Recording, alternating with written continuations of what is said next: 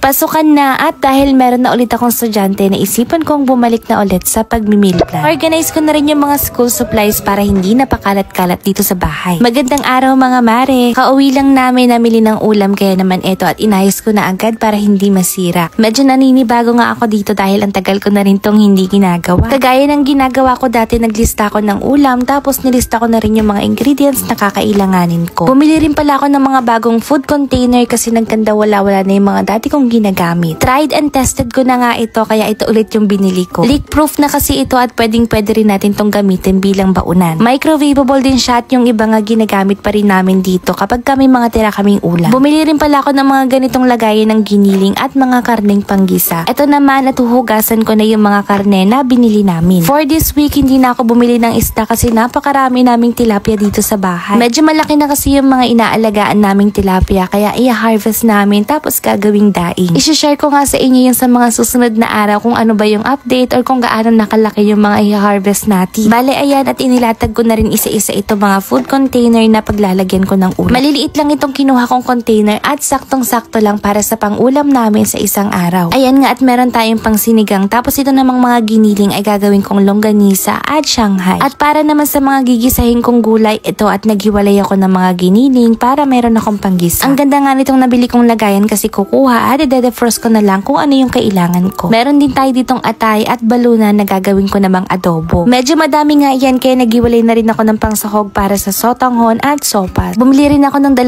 hita ng manok na gagawin ko namang inasal. Titimplahan ko na nga lang yan mamaya para ready to cook na siya. At para naman sa pangbaon at ulam ng bata, ito at meron tayong chicken breast na gagawin kong chicken finger. Medyo dinamihan ko na para marami kaming ma-stock dahil hindi naman to masisira sa freezer. Ito naman yung leeg at buto na kasama dun sa binili kong chicken breast. Pinahiwalay ko lang ito kasi pwede pa itong magamit sa panggisa or pangsahog natin.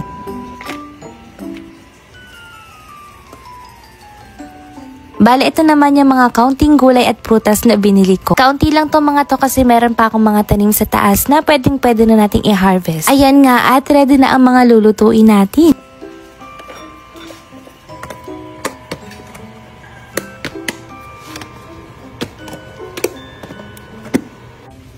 At para naman sa lagayan ng gulay na nabili ko ito at gagamit lang ako ng gamit na paper bag para itago sila. Kaunti lang kasi itong mga to at uunahin ko din silang lutuin.